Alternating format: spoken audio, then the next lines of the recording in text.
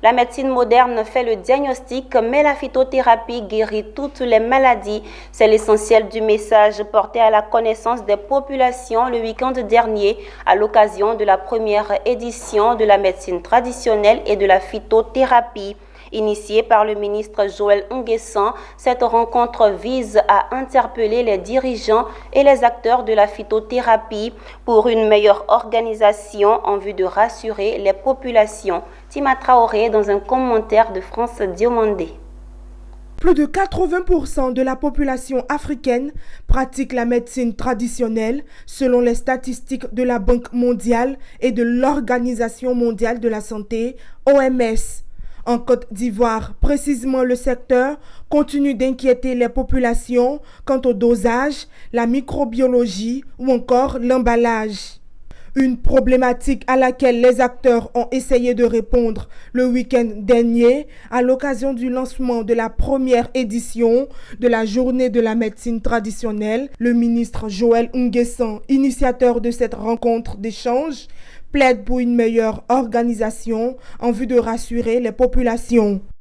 Il faut mettre en œuvre des idées pour pouvoir promouvoir cette médecine traditionnelle, lui donner un contenu pour que ça devienne quelque chose récupéré par les pouvoirs politiques pour dire ça on en fait notre priorité.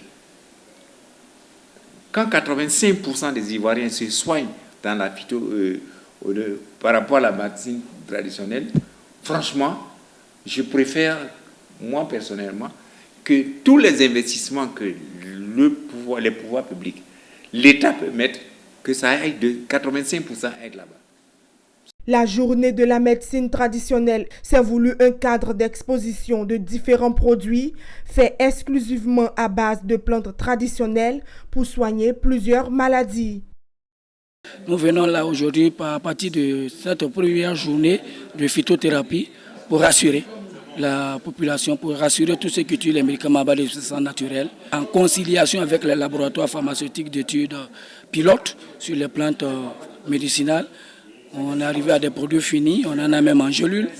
Nous sommes en train de voir comment arriver à produire des produits injectables à base de substances naturelles. C'est pour dire que sur un champ de la recherche scientifique, nous sommes en phase et à pied d'œuvre que nous ne baissons pas les bras.